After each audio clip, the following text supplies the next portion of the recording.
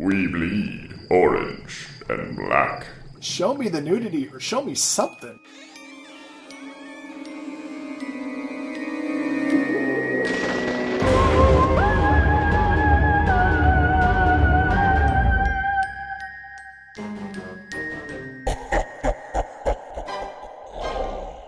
This whole week I've been just like super bumming because we were talking about horror movies and stuff. The week after Halloween, I feel, even though you can watch a horror movie at any time of the year, I feel like it's against the rules to watch any horror or Halloween movies the week after Halloween. Maybe this is part of growing up in New England. Like, the seasonality of it is so important to me. There really is a build-up and a climax and then a fallow period after. Yeah, once that veil is closed, it's not the same. What better time could there be for our big Halloween wrap-up? I'll be honest, it was a bit of a bummer of a Halloween this year. You know, in my book, Cold Spell, I kind of get into the concept of high weens and low weens. When Halloween is on a Monday, there's just not as much fun because people are working or they're in school on the day of, and they've got work or school the day after. The parties aren't as good. People don't decorate as much. And as a result, just the overall enthusiasm in the air, the quote-unquote Halloween spirit, is just at a lower ebb. And I really felt it this year. And for one of the first times ever, Ryan and I didn't dress up. We didn't go out on Halloween. We didn't blow it out, until 4 a.m. at some diner surrounded by drunk ghouls and ghosts. Not on Halloween night, anyway. My wife is always trying to cheer me up, and she's like, but, at least you had fun in October. And that's true, but I have this weird outlook on life, and it's probably unhealthy. For me, if there's a 5-course meal, it doesn't matter if the first 4 meals were delicious. If the last meal is made entirely of poop, I'm going to call it a bad meal, and I'm going to remember it poorly. And there are some people out there that are just blessed. Like, man, those first 4 meals before I ate the poop were amazing. And I feel the same way with sequels and even revisiting certain experiences. Like when it's really great and then you go back and it just sucks, it tarnishes the movie for me, or the series, or the character, or the theme ride experience. I'm thinking more and more that might just be life. But this year it wasn't even really that the last course was poop. It was like the last course was an empty plate. Yeah, the last course was a big heaping bowl of nothing. But we did do plenty. The first thing I want to talk about is Delusion, which was rained out. Yeah. So every year, Ryan and I try to get tickets for Delusion, the interactive haunted house play. This year, we were headed out to spooky old Pomona, and giant bolts of purple lightning were ripping across the sky. And we're like, oh, that's so awesome! Not at all realizing what that might mean when we reached our destination. And so we pulled up in front of the Delusion haunted house, and the event was rained out. And we headed off into the night looking for some alternative spooktacular entertainment. And that brought us to Zombie Joe's. Yeah, we got our Zombie Joe's tickets, which Zombie Joe's Urban Death. It's also a play. You enter through a dark maze where little vignettes are happening, which are odd and strange and disconnected and full of nudity. And you only have a flashlight to illuminate your way. Yeah, it was... And I was not flashing properly, according to Well, so going through a haunted maze with Ryan... I tend to play act a little bit when I go through a haunted maze, but not in like a douchey way. I do too, but also Ryan can't help himself. His head is always on a swivel because he not only is the most susceptible to jump scares of anyone I've ever met, he also loves jump scares, and so his head is swiveling, so he's trying to get like caught off balance, or he's trying to look one way so something can misdirect and get him from the other way. Yeah, my approach is multi-phase. I'm trying to get caught off guard. I'm trying to take in everything so I don't miss a trick or a decoration. And he's also pretending that he's more scared than he is to kind of build up the self-esteem of the of those characters. All with good humor. This must be reinforced. I'm not doing it to... I'm not one of those guys who goes through battle rapping the spooks. No, he is what we call it when some kind of jerky person goes through with an attitude. Because once upon a time, we went through a corn maze, and the person in front of us yelled out at the character, "I'll battle rap you!" Yo, don't make me battle rap you, son! So those people have become battle rappers. Henceforth, they were known as battle rappers, and try as we may to avoid them, invariably, they end up on almost every spooky tour. So I'm not battle rapping out there. No, as a former haunter himself, he is a model guest. However, when you're trying to follow Ryan through a spooky maze, especially a flashlight maze, he is whipping this flashlight overhead like it's a bolo or something. I was really trying to point out all the cool stuff and not linger on the nudity. And I was like, show me the nudity or show me something. All I see is like a wheel in the sky of this flashlight whipping around. But eventually we make our way to the dark heart of Zombie Joe's underground theater. Unlike most plays, Zombie Joe's doesn't have a storyline. It instead uses their sort of low/no light environment. Simply they collect all the flashlights, obviously. You're not allowed to have your phones out, which is huge in this day and age. Yeah, so once again, Zombie Joe's delivers. It's the best cheap thrill you're going to get in October, I think. Oh, yeah, only $20 if you're on the West Coast. After that, we recorded our annual Spooktacular. This was the first time we'd recorded a podcast all together in a couple of years. Yeah, that was a lot of fun. It was a lot of fun. I'm sure you could hear the difference. We followed that up quickly with Pumpkin Palooza 12, which is our annual pumpkin carving party. Yeah. And then we finally made it to Delusion. And it was delightful. Yeah. So Delusion is the interactive horror play, and you're part of the show, technically. And it's super fun, and they had a VIP lounge set up in the top floor of this crumbling Victorian mansion, which I think is condemned, and somehow Delusion is able to use it and put people inside it. They replaced some windows, and technically that was enough. Yeah. Or like they pulled a construction permit, for that, and that allowed them to keep this derelict structure out. But we got upstairs, we went through a little private maze, got some drinks, soaked in the ambiance. That was quite fun. It's always fun to be there and to chat with other enthusiasts. And the ambience and the asbestos. There was like food, there was 2 bars, there was seating, a little place to buy t-shirts or whatnot. Like there was a little more going on outside of the play itself. You could actually hang out. They had space. Usually they don't have space. So I'm going to add in a ding-ding right here. Space. The word for 2022 Halloween wrap-up is space. And we're going to come back to that. So the play itself, there was this whole thing about you go in and there's a cult and you're supposed to like deprogram someone in the cult. And so they're like, you're going to go meet the leader of this cult, this crazy woman, and she's going to give you the gift. And she gave her husband the gift, and he turned into a spider monster. And you're like, oh shit, wow, I want my gift. And you go through the whole play, and it all ends up, it's awesome. There's great costumes, great props, great acting, great set pieces, but it all feels very random. And at the end, we met the leader of the cult like halfway through the play, and we ran away. And I don't think we ever saw her again. And at the end, we just ended up being chased by like a tree monster. There was never the point where it was like, I have you all here. It's time for you to receive the gift. Yeah. You know what I mean? There was no culmination. It was like, there's a tree monster. Run. You did it. Congratulations. More of a chase sequence. If I had to describe the plot. Like the whole thing was one big chase sequence, yeah. There were moments where we had to hide. Like little pauses in the action because we were being chased. So there were like little moments of safety, and then they would puncture that moment of safety, and we'd have to run again. So it was like run, hide, run, hide, run, hide. It was less scary, dramatic speeches. Yeah, I'm kind of looking for like a big climax. However, fun, still good fun, character interactions, good stunts, really big and expansive environment.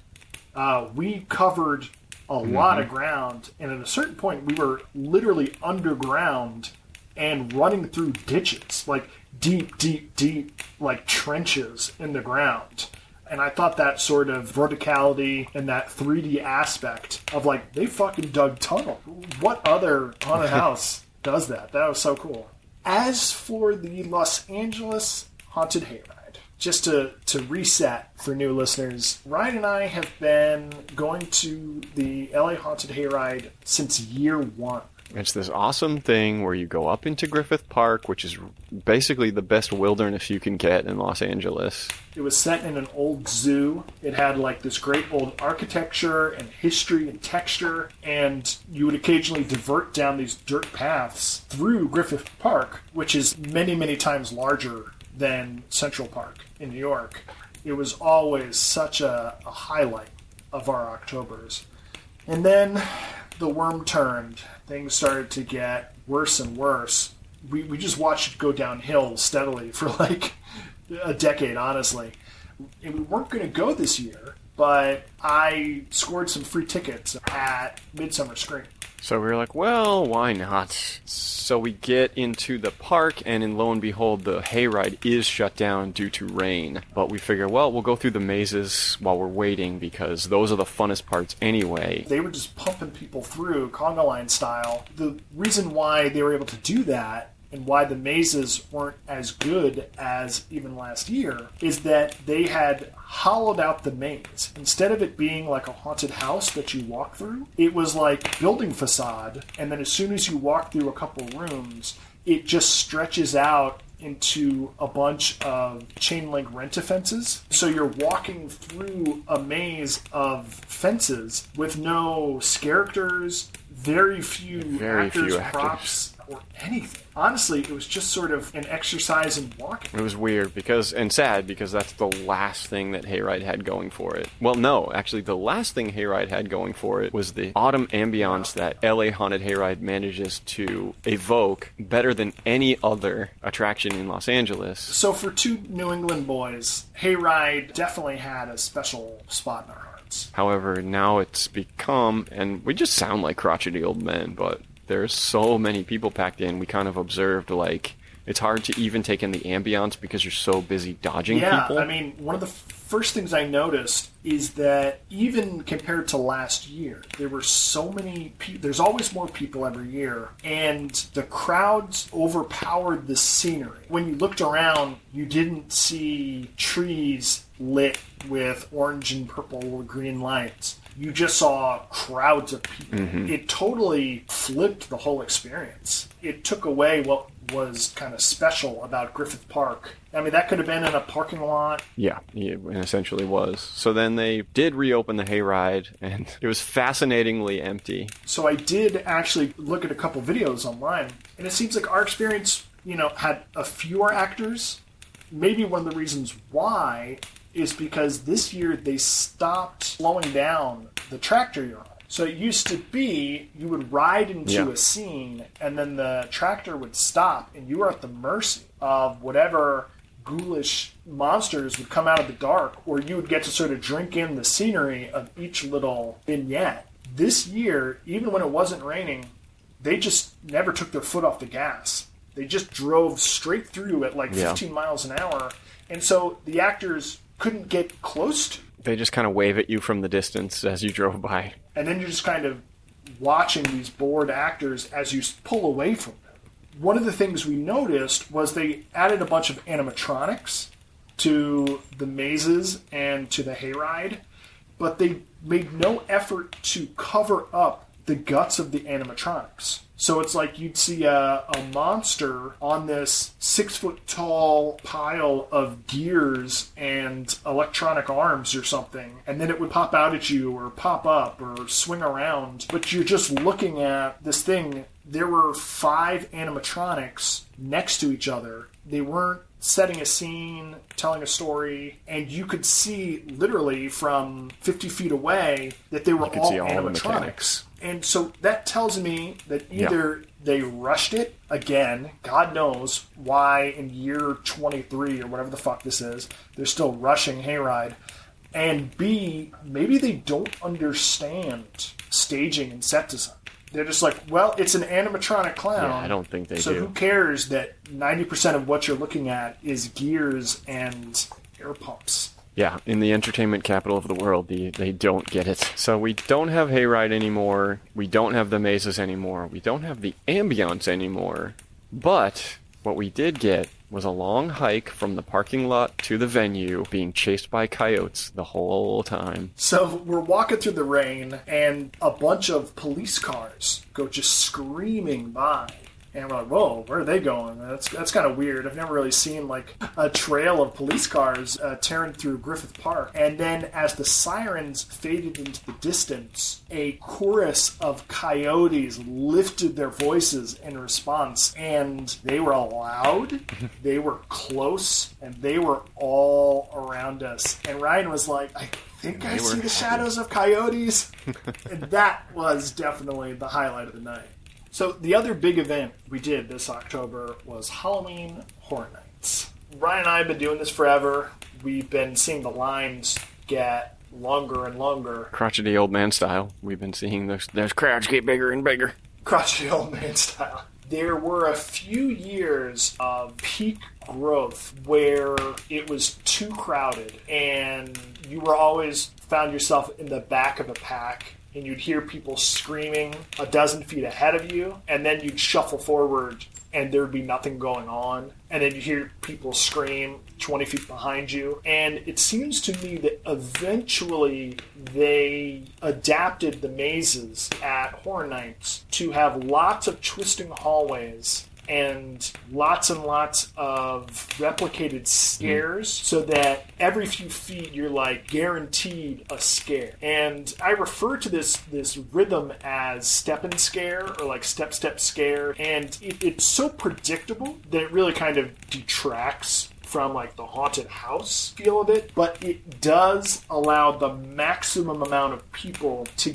get through each house. And so I accept that it is what it is. If it's a good maze, it still works. I understand they're doing the best they can while still trying to make it bigger or more popular every year. What's kind of disappointing in this modern incarnation of Halloween Horror Nights is you're not only on rails, as it were, you're being forced through one path. There's also a bunch of bored teenagers in cloaks along the wall with either flashlights or like glow-in-the-dark knives that are just kind of waving you forward. Yeah, I mean, I have to imagine it's a safety fire code thing. Yeah, but it totally breaks the immersion because it doesn't matter. You could be in Aliens vs. Predator, or you could be in Dusk Till Dawn, or whatever the theme of the maze is, and it's these same bored teenagers in cheap black cloaks who are just waving you on through either corner of your eye, that you can always see them. They're always present. So you're never alone. You're never lost. You never get turned around or disoriented. There's never a character who's going to like back you into a corner or like chase you forward. You can never slow down and like appreciate the set decoration because there's always people behind you. That probably doesn't mesh with what most people think of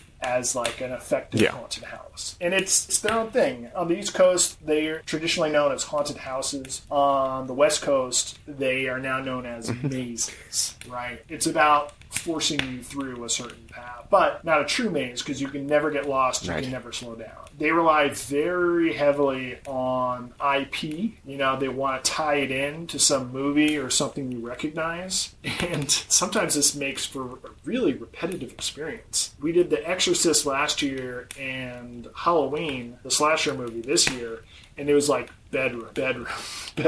Or they'll have like a loop of dialogue with characters kind of pantomiming a scene, but it's like a 2-second loop. And so as you're shuffling through in your conga line, you'll see like Loomis shooting Michael like 7 times. Yeah, by the time you see your 12th Michael Myers in a matter of 1 minute, you're like, wait a minute, one of these isn't the real Michael Myers.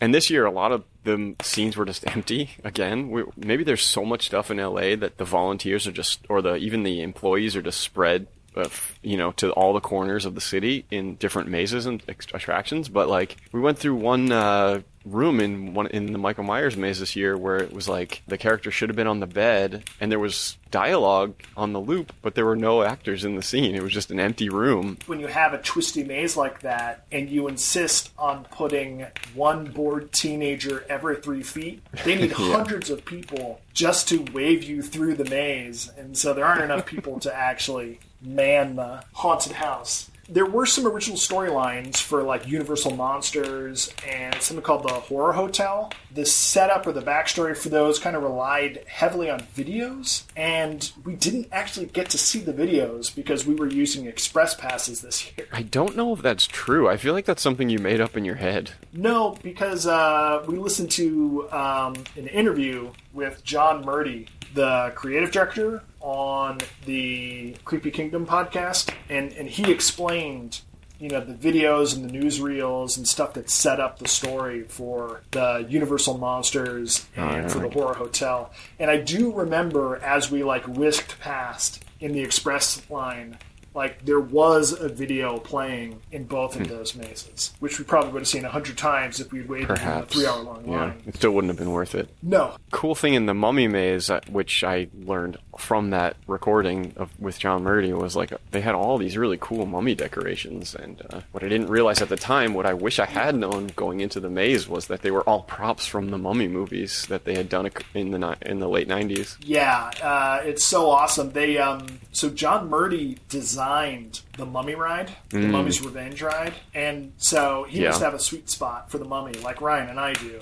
They found out that there was a warehouse where they kept all of the props from all the different Stephen Sommers Mummy movies, and so going through that maze looked freaking awesome. Yeah. So this year there were 8 mazes. There was the Horrors of Blumhouse, and I think that was the weakest one. There was the Halloween House, which I mentioned before was kind of super repetitive. There was a Hall of Mirrors that was full of Michael Myerses, and that was one of the few parts of the maze that created that was cool. Because there was space, there was distance, there was disorientation, and everything else is you're literally cramped shoulder to shoulder, nuts to butts, walking through, and all of a sudden you walk through a Hall of Mirrors, which is old school Carney stuff, but effective, right? Because you have space, you have distance, and you're disoriented. You're worried about bumping your head. Yeah, or you don't know if you're looking at a reflection of a monster or the monster itself is going to come out at you. Man with claws will scratch you up before you kung fu fight. Yeah. Then there was Universal Horror Hotel. I don't really remember it. I told you to take notes, man. I took notes, but this was October 9th, and we did so many mazes, they really all bled together. Well, luckily for you, I've got this list of 8 mazes. Number 5, The Weekend, After Hours Nightmare. This was different, which I welcome, because, I'm not exactly brimming with praise for some of these other mazes. It was very loud and low on characters. Classic story of an artist being used and mutilated by the entertainment industry. Next was Killer Clowns from Outer Space. I am on record as not liking creepy killer clown stuff, but I gotta say, the source material provided some really good designs and characters. Yeah, it's a fun and goofy maze. The props and the gags were really cool looking. After that was Scarecrow the Reaping, also on record as saying we need more Scarecrow horror. And I appreciated this one. It started with a dead family stuffed with straw, and then there were other bodies stabbed with corn. There were creepy scarecrows. Definitely the scariest part of this maze was we were walking through these hallways that were draped with curtains of hanging guts, but these heavy rubber intestines were hanging low enough that as the people in front of you would push through, they would swing, and they kept hitting Ryan and I in the nuts. Right in the balls. Right, and they were heavy. They were heavy intestines. Heavy guts, right to the nuts, and that's something I might expect from an extreme haunt, not from more family-friendly fare, but terrifying. And then finally, last maze, and for me, best maze of the year, La Llorona, the Weeping Woman. So this is the 3rd iteration of La Llorona at Horror Nights, and Ryan and I had been through the others, and I wasn't expecting much, but man, this one was really expanded, really enriched. There's a lot of variety in the design of the actors. Instead of having like the same thing pop up 10 times, they really gave it space to breathe. There's really good sound design. The sets were awesome. Good animatronics. There was like bodies of dead children floating all over the place. Like, it was ghoulish and unsettling, and a return to form. That's because it's an old maze that they busted out of storage and just set up. No, I mean, they improved upon it. I remember it being a somewhat weaker maze back in the day. They really, really did it up. There were also scare zones. There was a cool little haunted forest you could walk through that had some like nice little set pieces. There was the Terror Tram. Hollywood Harry was back again. He's like a creepy clown. Once again, we're walking through the War of the Worlds set, which was a real thrill the first time we did it. But it's been on every Terror Tram since. There's definitely diminishing returns. I mean, the first time I went through there, it was just a zombie scene, and there were zombies crawling through the plane wreckage and fog, and it was really impactful and cool and creepy and eerie. And of course, being there on that set for the first time ever was like hugely thrilling, especially for an aspiring filmmaker. The two highlights of the scare zones were easily the French Quarter. We walked through this foggy, haunted street, and there was like giant characters on stilts in these giant costumes. There was like coffins with skeletons and skeletons on horse-drawn carts, and just the whole thing was done to the nines. It looked really like just a delight to walk through.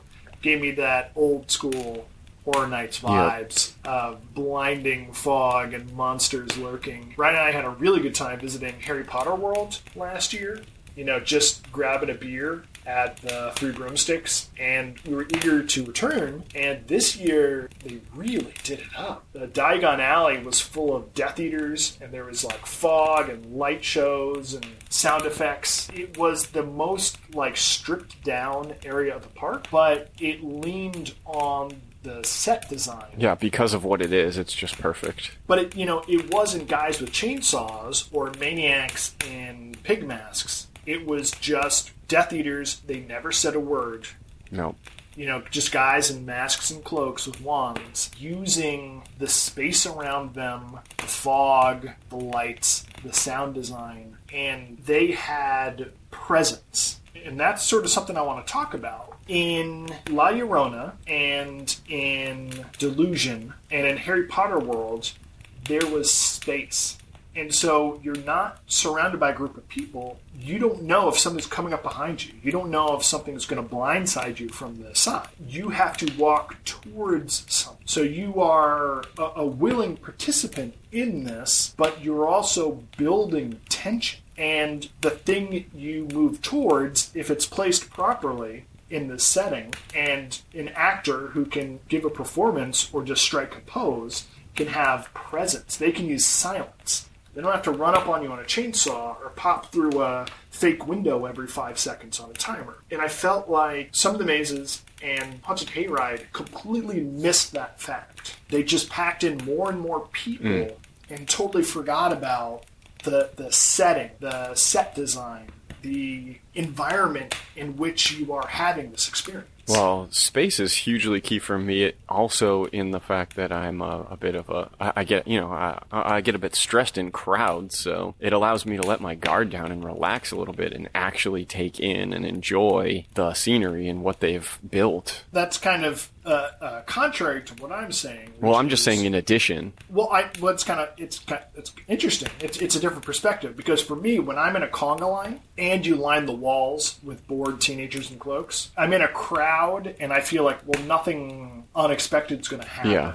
I'm in a pack of 100 people. When I'm alone walking through the fog, I'm like, it could literally come from any direction, and I'm choosing to move in a certain direction, and I'm responsible for what I get. No, you're right. Well, I have that as well. Whereas for you, you're like so stressed out by being around people, and like you're walking through a dark forest alone, and you're like, oh, thank God. You can relax. That's how the coyotes get you. Yeah, I don't know. It adds to my enjoyment, and it adds to that sense that you're talking about of being able to be in the moment. Be in the space. Yeah, without being like, fuck, all these people, they're just everywhere, and they're stepping on my feet, and they're battle rapping. And yeah, if we keep seeking out these super mainstream attractions, they're never going to ban cell phones. But honestly, cell phones ruin so many of these experiences. Because, A, you have people looking at their phones and, with the brightness just dialed up to 1 trillion, and they're sort of just bumbling along. They're not looking where they're going, and they're not experiencing it with you, right? Everyone knows if you see a horror movie in a theater with a crowd, there are bigger reactions. Now imagine that same audience experience if everyone was on their cell phones. Which is half the time. Which is half the time. Yeah. And it ruins it. For many reasons. And trying to act like a small pack of victims or survivors when you're trying to suspend disbelief and enter into some spooky make-believe, and everyone's got their cell phones out and they're recording it, it's a fucking drag, man. It's a drag because they don't get it, and it's a drag because they're distracting, and it's bright light in your eyes. Yeah, they're blinding you with lights. They're kind of just taking up space. They're getting between you and the experience, literally. Physically and mentally. Yeah, that's a great way to put it. But it really kind of crystallized for me this year. Like, what worked about Zombie Joe's, what worked about Delusion, what worked about the best scare zones and the best maze of Horror Nights is that space, that presence, the ability to get lost or disoriented, the ability to have a character come out and back you up or back you into a corner. Mm-hmm. And those are all hallmarks of old school haunts that are being sanded down by this need to pump through the maximum amount of people per square inch. Yeah. Oh, yeah. I mean, all complaints aside, I had the time of my life this year at Universal. Mostly due to the rides and those 2 zones I mentioned. So because we had the Express Line tickets, we were able to hit all the rides. Literally everything. So we did Mummy Ride, which was amazing because it's always good. We did the Simpsons ride, and the first time I did it, I must have been like perfectly positioned because I felt like I was on some kind of acid trip. It just melted my mind. And this time I was like, eh. Well, the problem with the Simpsons ride is the first time we did it was when it first opened, and it was mind-blowing new technology. Now, it's like 10, 12 years later, the technology has moved on significantly, and it just looks like a bad CG video game movie that you're watching, and it's just not as fun or mind-blowing as it once was. Especially we've spent all this time in VR and everything. That was going to be my guess. Has VR reshaped our brains? The best part about it is the run-up. All the set design that they've put in the line to get into the ride is really cool. Agreed. It really makes it feel like you're in Springfield. We did spend most of our time in Harry Potter World. We kept going back. At one point, a Death Eater pulled me aside to check whether I had a dark mark. If we do it again and there's Death Eaters again, I gotta smuggle a wand in because I want to see what they'll do if you Expelliarmus them. Do you think they would like throw their wand back? No, I think security probably would not, because then they'd you. lose it. Yeah, yeah, you're probably right. Although that would be cool though. You are allowed to buy you're supposed wands. to buy wands and bring them. You can 3D print one. Yeah. They won't know. That's what I'm saying. Like, it's not metal, so they won't find it on the metal detector. You got to keister it, man. You just have to be holding it the whole time. You can't produce it from a pocket once you get into Harry Potter World, you just got to be holding it, so they think you bought it there. Right. And if they were any actor worth their salt, when you Expelliarmus to them, they would do something. Yes. Maybe they would just block it or something. I mean, you're supposed to bring your official ones back again and again. Oh, yeah? To interact with the the store windows. Unfortunately, the wands are just so expensive. Yeah. We already spent so much money just on tickets that it's I can't. They're ridiculously expensive. And I don't know if the interactivity is open for Horror Nights at Harry Potter World. No idea. I don't know either. Yeah, maybe something spooky happens. Maybe, like, you realize you wasted $60 $60 if you're lucky on a dead wand. I will read you this short passage from my journal about Jurassic World in the dark. It's still in my heart, Jurassic Park in the dark. After that was Jurassic Park, open parentheses, World, close parentheses. And, like almost always happens to me on that ride, we had a row with 3 people of such carriage that they took up the nearly 5-person width. We squeezed in and lowered the bar, open parentheses, sorta, close parentheses. And then the other people in the boat were so belligerent that the ride operators threatened several times over the loudspeakers to stop the ride. We tried to get out of the row with the people of carriage, but were denied by the ride operators. They stuffed us in, which was awkward and uncomfortable, but we're like, you know what?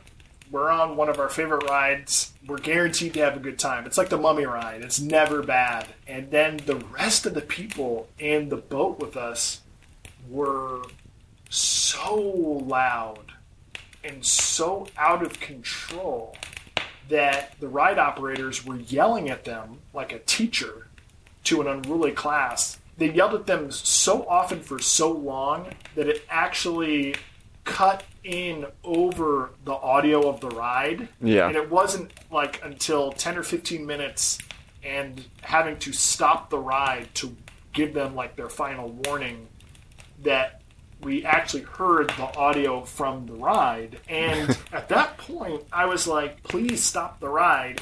And yeah, let's see where this goes. And kick these people off and let us get back in line. You know, we've got our express passes or whatever. Like, I would like a do-over with new people.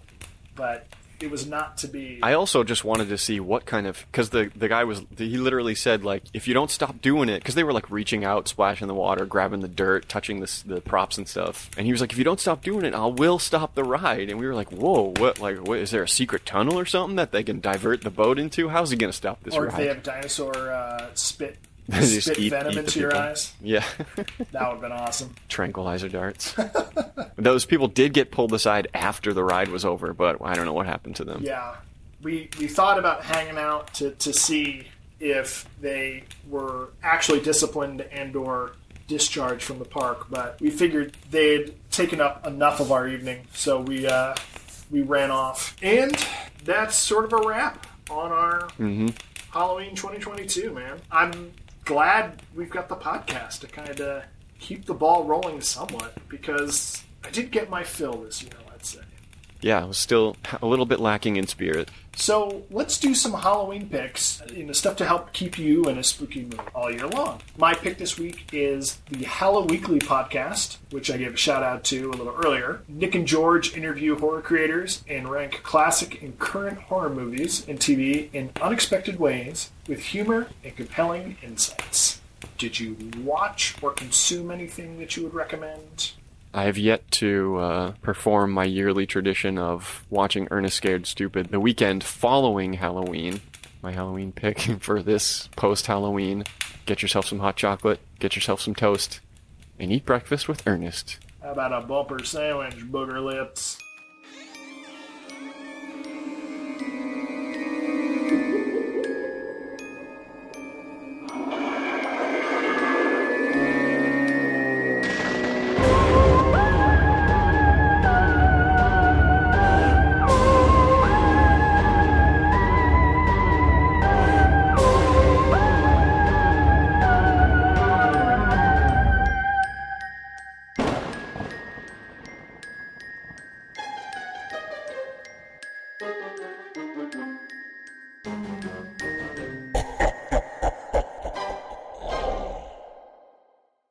Yo, don't make me battle rap you, son!